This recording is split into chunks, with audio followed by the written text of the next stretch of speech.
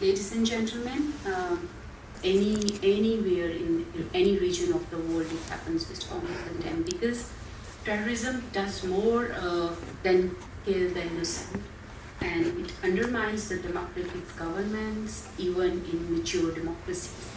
The fear basically terrorism generates can distort public debates, discredit moderates, empower political extremes, and polarize societies. So an array of actors, including governments, international institutions, and civil society, can decrease the scale and scope of terrorist violence and mitigate its most dangerous political effects. Moreover, any form and any shape of terrorism must be condemned, irrespective of the religion, belief, culture, and demography.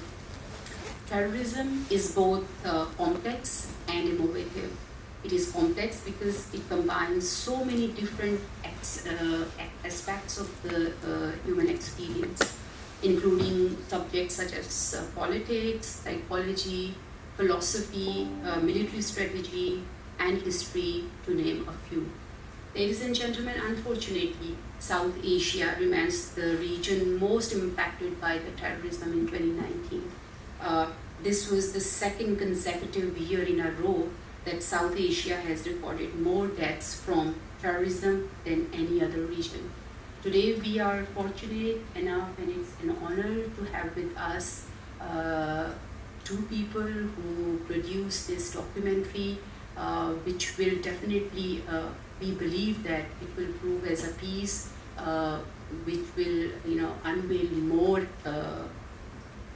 truth and reality behind this thing. And I'm sure that after this documentary, UNHRC, international community, and all, particularly, of course, the government of Sri Lanka would definitely consider it on an urgent basis that the perpetrators must be, brought to account.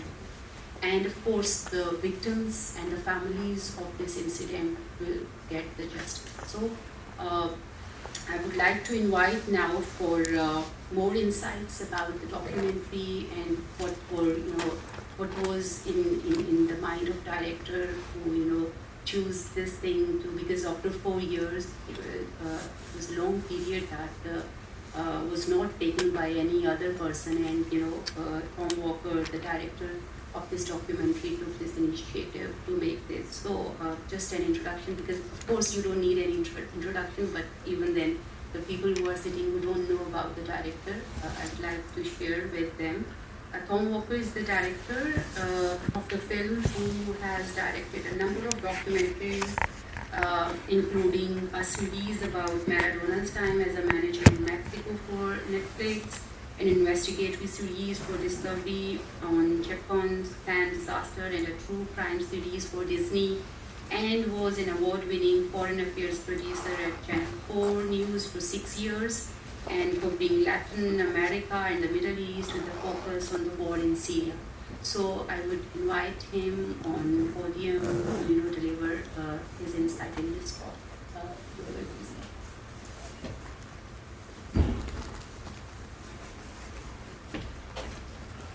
Thanks very much. Thanks very much for hosting us and for screening today.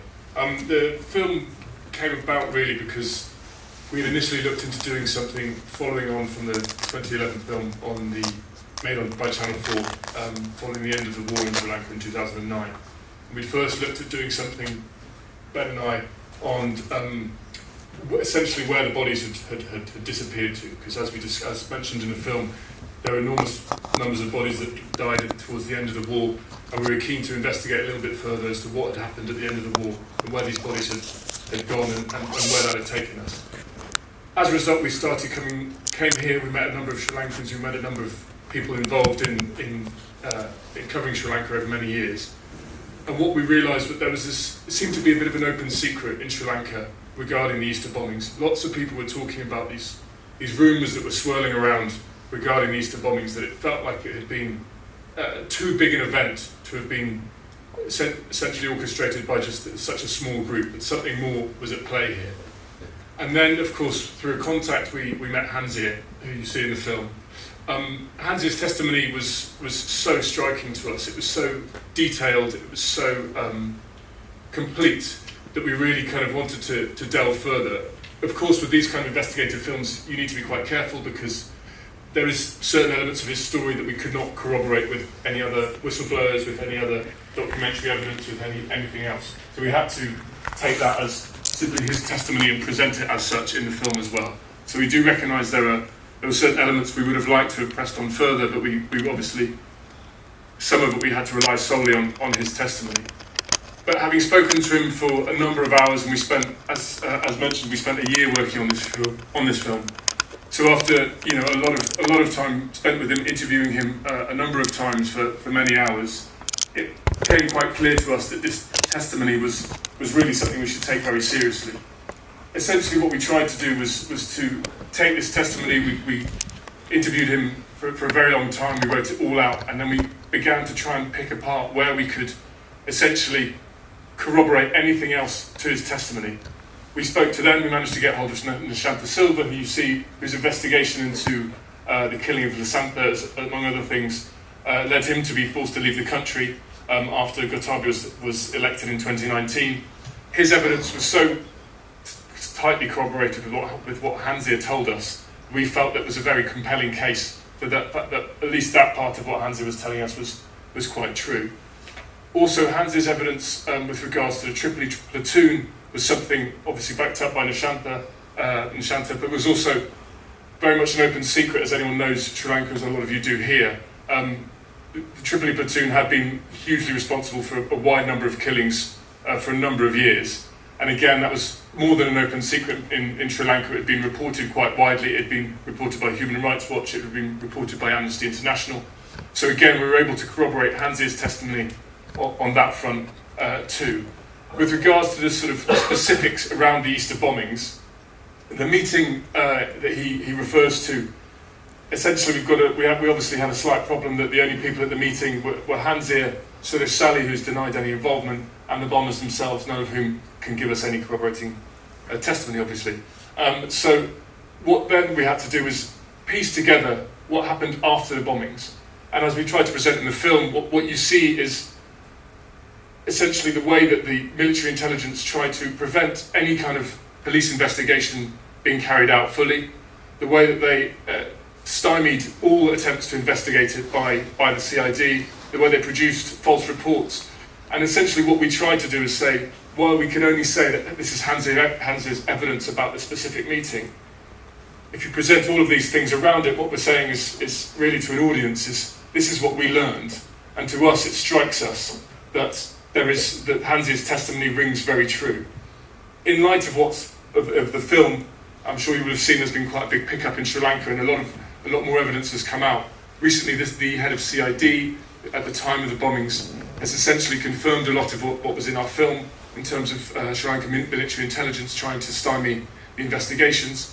And the fact that there's been such a desire for an independent investigation, an international investigation, from numerous people like Salah Fonseca, who was the defence minister at the time of during the war, obviously the Cardinal, who's featured in the film, and enormous amounts of other people. It felt that we picked up on something that both rang very true to us and to people who had been involved in this investigations for a very long time.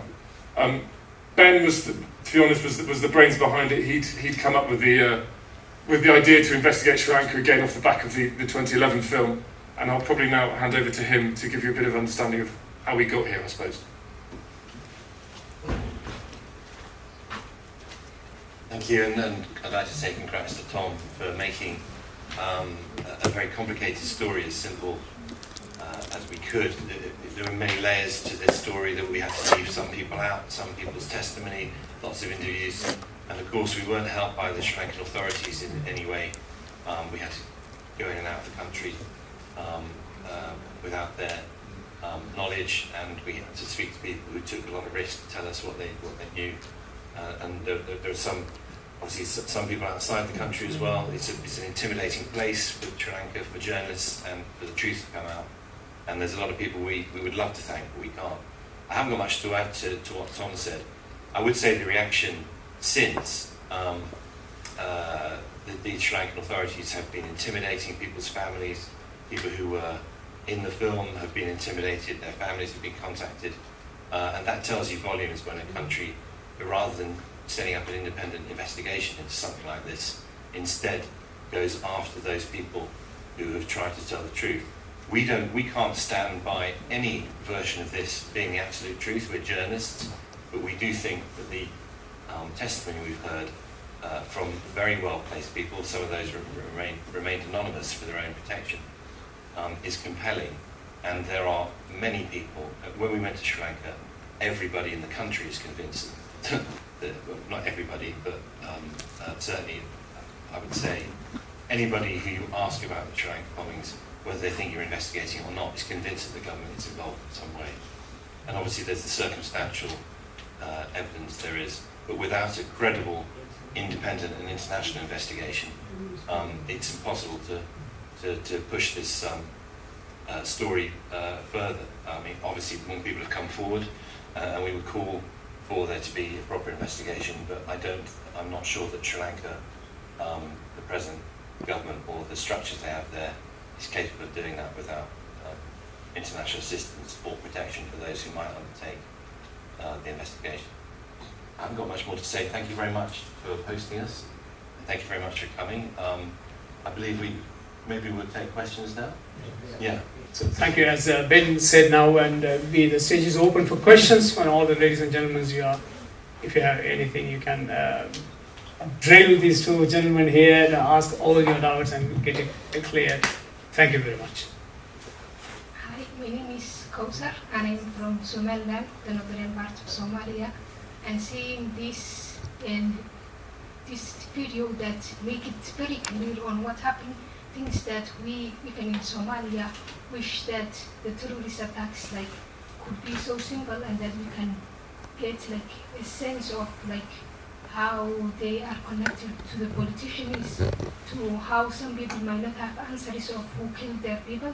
So how did you choose the case of Sri Lanka while there are so many other terrorist attacks in different parts of the world, especially in Somalia, where there is less focus, especially when it comes to media, international media? Well, I had made a film, or been part of making a film about the end of the Sri Lankan Civil War, and I went to Sri Lanka to see if there was another follow-up film I could do about that. But so many people said they were convinced that the Easter attacks were so extraordinarily sophisticated in the fact that there were simultaneous attacks in 6 different places, the level of explosives that was used, there was no connection to outside Sri Lanka, so the police believed that the explosives were all sourced within Sri Lanka. The group was small and well known. Most of the members of the group were inside prison and then released from prison. The police tried to follow those members of the group and the police said that they were stymied by military intelligence, so that every time they tried to investigate or arrest these guys, there would be a different story told by military intelligence. And when I started hearing what the police had actually gathered, and then when Gotabaya Rajapaksa had come to power, he had actually disbanded the police who were investigating this. It became obvious that it was a story. Obviously, if I'd gone to Somaliland, I have been to Somaliland, so as Tom and we used to work very closely with a journalist called Jamal Osman, who you may know is a Somali journalist who looked for us at Channel 4. And we'd heard something similar of a conspiracy, we would have followed it up, but we hadn't heard it. When I went there and heard the stories that I was hearing, I thought these were really worthy of further investigation. And as we met more and more people, a lot of them high-ranking Sri Lankans, and they told us that they had evidence and they had questions that just couldn't be answered. It just seemed like too good a story not to do. And when I say good, I mean interesting, not good.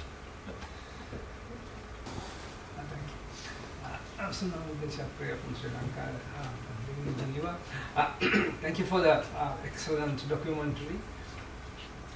I would like to raise 2 questions of criticisms that has been leveled against the film. And like to see, know your opinion. One is that some people say that, actually I have seen Rnilekuma Singha's evidence, sister's secret evidence, and evidence at the Easter Sunday Attack Commission.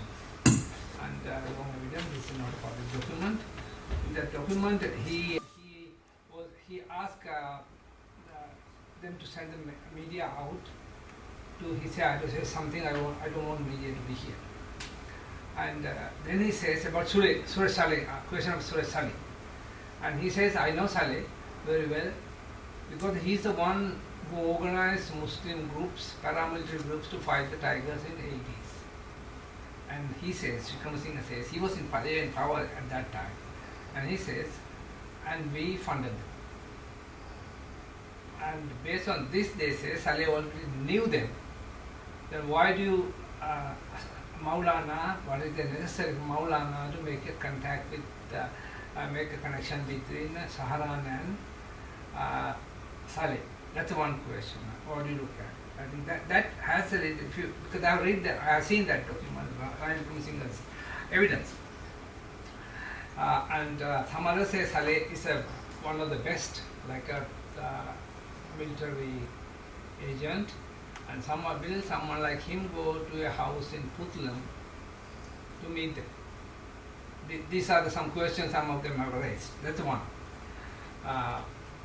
Others are probably must have well known that they say that Sayyid Maulana wants to get asylum, and that's why he is telling this story. Why didn't he tell this story until now, until he left the country? Now Nishanta, we know Nishanta, the case, Nishanta has been very vocal, Nishanta has been doing all the investigations, so you know why Nishanta has to leave. And how do you look at, what is your response to these criticisms? I'll do my best to come back on some of those. Okay. With regards to Sally's involvement with Muslim groups in the 80s and things, as far as I'm aware, I wasn't aware that he had direct involvement with Zafran. I was aware of that work that he did. In terms of his direct involvement with Zafran, I can't really give you a good answer as to why Azam Maulana would be the conduit for that meeting, frankly. I don't have any evidence of the fact that Zafran and Sally met prior to that at all. I mean, Zafran was not active during the 80s. He's around my age, so he would have been much younger then, of course. So he wouldn't have had direct involvement with Sally during those years. NTJ, from what I understand, again, I will defer to people who know Sri Lanka much better than me, like yourself. But from what I understand, is the NTJ only became much more active later on in the early 2010s. So I don't think Sally would have necessarily had that involvement then. Sorry, you made the second point about Maulana. In terms of the point on Maulana's giving his story, there's no way he could have given his story from within Sri Lanka. I think, as we've shown in the film, it's not a place where you could safely say, come forward with that kind of evidence and be protected in any way, shape or form, I don't think. So whether or not he said he gave it in order to get asylum, I mean, given how his life is, so while he was in Sri Lanka, he worked at Pillay. He had a pretty good life. He had, it was paid very well. He had government protection. He worked for a government. Now he's somewhere safe, thankfully, but he doesn't have anything like the kind of experience he had in Sri Lanka. So I don't think this has been a kind of an experience that he would have chosen to do, but I think it's something he felt he had to do because of the information that he knew. There was one other point you mentioned, sorry, that I wanted to come back on as well. Sorry, the third thing you said. Can you just remind me again? Sorry. I should have made notes while I was... but there was a third point you said, sorry. It was about Maulana and Sally and... No, these are the two questions. I know, I made. These are the two issues I made. Okay, all right. And I actually believe that. I agree with you the point that Saharan could have been active at that time. That this is a criticism I have heard, that's why I raised it here. Sure. But for your information, there's a website called Colombo Gazette, probably in Colombo. He's sure. Editor now in Australia, he's gone to Australia. He's a brother. He, after the film, he said, tweeted, said that Maulana told me the story in Sri Lanka, but I did not report it because I could not verify it. So just for your information, so that's one evidence that he has, before he's studying it in the UN, he has told him that story. Yes, Said yeah, that I'm aware he of didn't that. want to publish it. Yeah. He said that. It was in his tweet. Sure. I would just add that Sirasa was out of the country at the time. The Rajapaksas were being investigated. I think he was as well, the activities of the Tripoli platoon. And according to Hanzir Mulana's testimony, the reason why these attacks had to happen, part of the reason was that the investigations needed to stop into the Rajapaksas and they had to return to power. And Sirasa wasn't in the supreme position he was in before, and you have the coincidence that Piliam was in prison with some of the group, and so that's where perhaps the idea was hatched, if that makes sense. I mean, I don't know the whole plot, but these are the questions. And as for Mulana, why, there are allegations he made this story up. He would have been, hundreds of people, if not thousands, have disappeared in Sri Lanka for telling stories like this. He left Sri Lanka because he was frightened for his life. I don't know why he would make up this story having left Sri Lanka, or tell this story, because Sri Lankan people in exile have also been murdered, who've been in opposition to the government, and he's still frightened for his life. And there's no reason for him to make up a story now that he's safe, or to get asylum. I mean, he has reason enough to. It's such a dangerous story for him to concoct, and from his position as well, for the people he knows. Okay, my question is, as United Nations and Office of the High Commissioner both, urged the Sri Lankan government to provide, reparations to the victims, including to establish the truth and to ensure the justice. And during the 52nd session of United Nations Human Rights Council, this church issue case was, presented. So I just wanted to know that what was the response of the Sri Lankan government on these international interventions?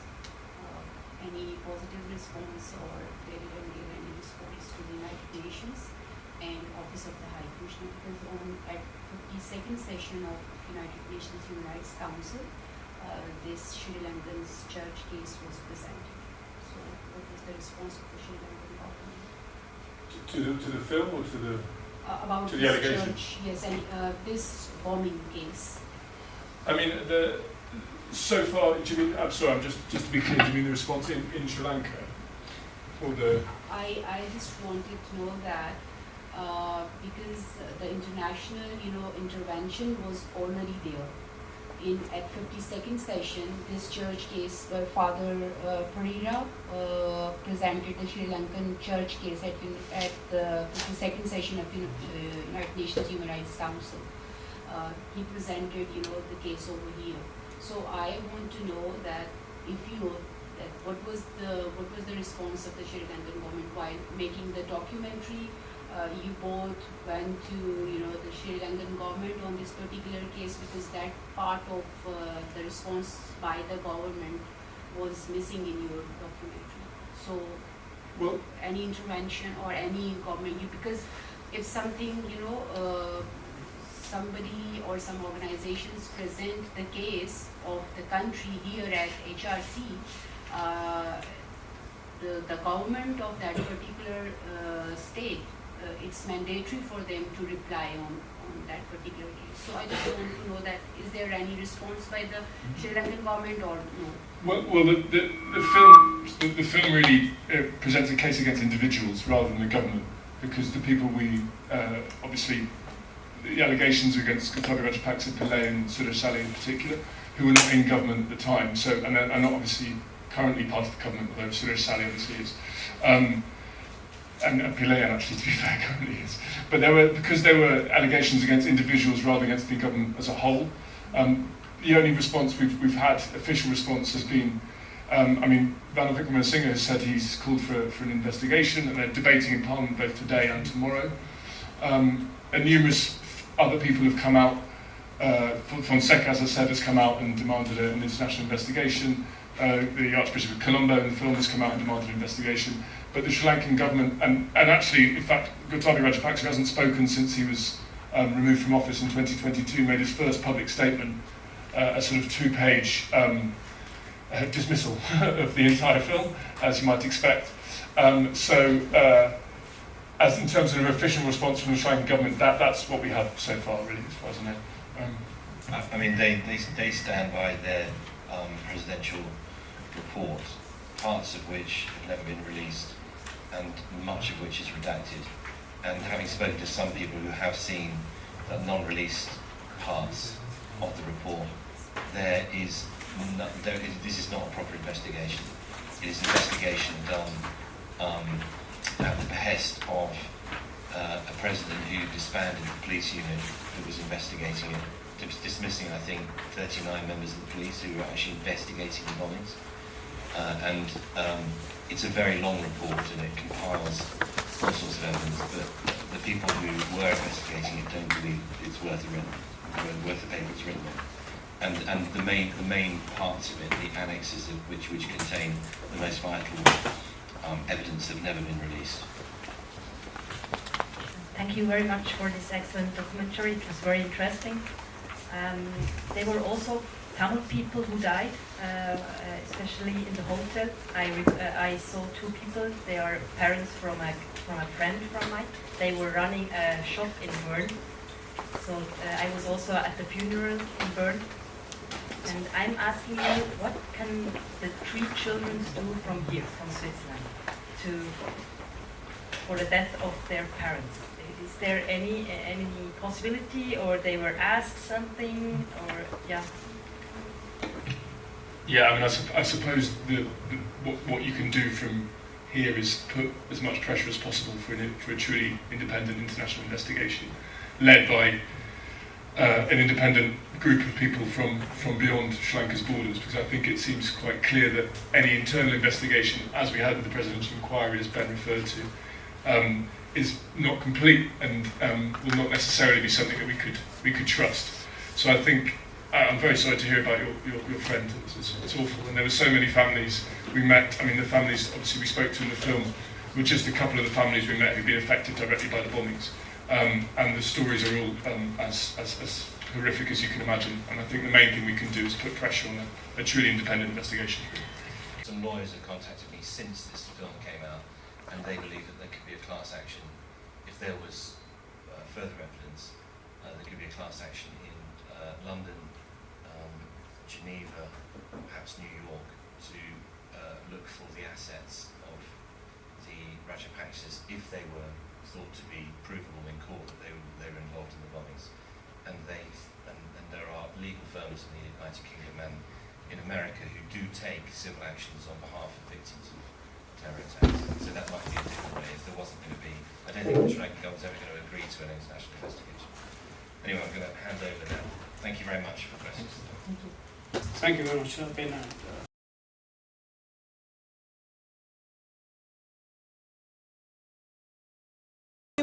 ජාතික උරුමය උදාර වූ බුද්ධිය ශක්තිය යොදවා දියුණුව ලැබුමයි යුතුයකම සිතට ගනිව් එඩිතර විසමා දේශර ගති යොදා සතුරන් පරදමුවක් ගල් බැඳා නැගිටිව් අපි සැම ඇති දැන් නිවසුවා එළදිව බබලමු එක් විසම පිවිදෙව් නැගිටිව් පිවිදෙව් ජාතිය ගොඩ නැගුණට පිවිදෙව් නියතයි ජය ජය නියතයි ලක්තරන්නට ජය ජය නියතයි පූජිතයි නම ඔබේ මැණි ඔබේ හද ගැස්ම වෙමු ලක්මවගේ ශක්තියෙන්